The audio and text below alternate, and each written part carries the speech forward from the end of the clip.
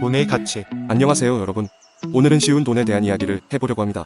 1990년부터 시작된 글은 2000년에 버블닷컴이라는 메모를 발표하면서 과도한 기술 분야 투자에 대해 경고하는 내용을 다루었습니다. 이 메모는 데빌 테이크 더 하드 모스트 워 히스토리 오브 파이낸셜 스페큘레이션라는 책에서 영감을 받았으며 이후 많은 메모를 발표하게 되는 자극제가 되었습니다. 저자는 더 프라이스 오브 타임, 더 리얼 스토리 오브 인터레스트라는 책을 읽은 후 금리와 중앙은행의 행동에 대한 생각을 계속해서 다루고 있습니다. 저자는 금리가 투자자의 행동을 변화시키고 심각한 결과를 초래하는 방향으로 왜곡된다는 사실을 강조하며 금리의 영향에 대해 다양한 관점을 제시합니다. 글은 저금리의 효과와 영향에 대해 다양한 측면에서 설명하고 있습니다. 저금리는 경제를 활성화시키고 기업들에게 비용을 줄여주며 소비자들에게는 돈을 제공하는 역할을 합니다. 또한 저금리는 기회비용을 감소시키고 자산 가격을 상승시킵니다. 그러나 저금리는 위험 감소를 조장하고 잠재적으로 현명하지 못한 투자로 이어질 수 있다는 점도 강조합니다. 글은 저금리 시기에 발생한 신중하지 못한 투자의 몇 가지 예를 제시하고 있습니다. 이를 통해 금리가 낮을 때 투자자들이 어떻게 위험에 빠질 수 있는지 보여줍니다. 글은 장기 국채가 저금리 시기에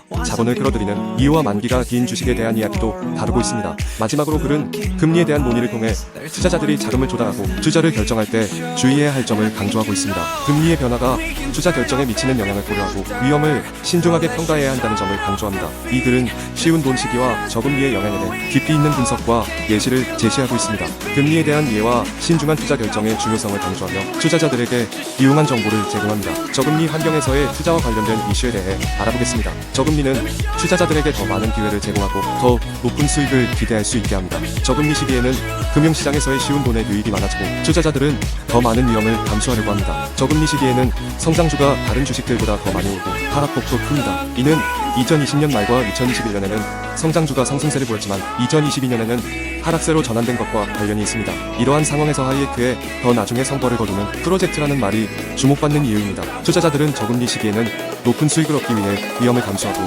기회를 놓치지 않으려고 합니다. 저금리 시기에는 더 쉽고 저렴한 자금 조달이 가능해집니다. 이로 인해 사람들은 더 많은 돈을 빌려서 위험한 투자에 참여하게 됩니다. 이는 최악의 대출은 최상의 시기에 이루어진다라는 말이 나오게 되는 이유입니다. 저금리 시기에는 자금 조달이 용이해지고 기업들은 더 많은 레버리지를 사용하게 됩니다. 하지만 레버리지를 과도하게 사용하면 취약성이 증가하고 어려운 시기를 극복하기 어려워집니다. 이는 2007년 금융위기에서 레버리지를 사용한 기업들이 어려움을 겪었던 사례로 확인할 수 있습니다. 저금리는 재정적 불일치를 야기할 수도 있습니다. 저금리 시기에는 사람들이 저축 계좌의 이자 수익을 얻을 수 없어지고 주식시장에 투자하도록 유도됩니다. 하지만 이러한 상황은 금리가 상승하게 되면 문제를 야기할 수 있습니다. 저금리에 익숙해진 사람들은 금리가 항상 낮을 것이라고 가정하고 이에 근거하여 의사결정을 내릴 수 있습니다. 하지만 이는 실제로 자금을 조달할 때 문제가 될 수 있습니다. 마지막으로 저금리는 낙관적인 행동을 유도하고 다음 위기에 토대가 될 수 있습니다. 저금리 시기에는 위험 감수가 증가하고 투자자들은 미래 자금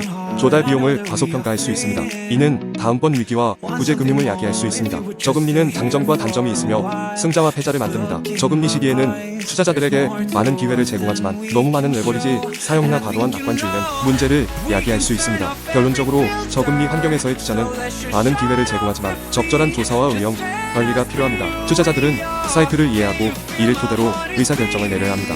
금융시장에서의 행동은 종종 이해하기 어렵습니다. 많은 사람들은 이러한 행동을 고려하여 투자 방식을 바꾸려 하지 않습니다. 2008-2009년의 글로벌 금융 위기 이전에는 저금리 시대가 투자와 자금 조달을 위한 경쟁으로 특징지어졌습니다. 그 당시 시티의 CEO였던 척 프린스는 돈이 쉬울 때 사람들이 춤을 추려고 한다고 말했습니다. 이러한 행동은 합리적으로 예상 가능한 부정적인 결과를 초래할 수 있음에도 불구하고 사람들은 높은 기준을 유지하고 거래를 놓치는 것보다 위험한 투자를 선택합니다. 특히 전문 투자 관리자들은 이러한 독특한 행동의 결과에 대해 걱정할 수 있습니다. 기율을 지키기 위해서는 흔치 않은 의지가 필요합니다. 이러한 요인들은 저금리 시대의 신중함을 저해합니다. 현재의 금리는 높지 않습니다. 1969년에는 기준금리가 평균 8.2%였고 20년 동안 금리는 4%에서 20%까지 다양했습니다. 따라서 현재의 5.25에서 5.50% 금리는 정상적이거나 심지어 낮은 편입니다. 연준이 금리를 인하함으로써 경제 성장을 촉진하거나 국가 채무이자 비용을 줄일 수도 있습니다.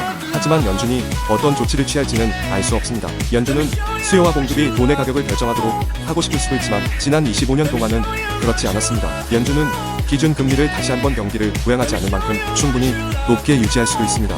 연준은 경제가 침체에 빠졌을 때 주로 금리 인하를 통해 경기 부양적 풍화 정책을 실시합니다. 따라서 0% 또는 1%의 금리에서는 효과적으로 그런 조치를 취할 수 없습니다. 초저금리 시대로 돌아가지 않을 이유는 쉬운 돈이 더 많은 위험과 어리석은 투자를 유도하며 더 많은 레버리지 사용을 조장하고 자산 가격 거품을 만들고 경제적 승자와 패자를 만들기 때문입니다. 따라서 인플레이션이 2%에 도달하면 금리를 인하하는 것이 인플레이션을 가속화시킬 수 있습니다. 그러나 인플레이션을 2%로 잡은 다음 금리를 유지하는 것이 경제적으로 이점이 있다고 생각합니다. 자연금리는 돈의 수요와 공급을 반영하며 자본을 가장 잘 배분한다고 생각합니다. 결론적으로 현재 금리는 0에서 2%보다는 2에서 4% 정도가 될 것으로 예상됩니다.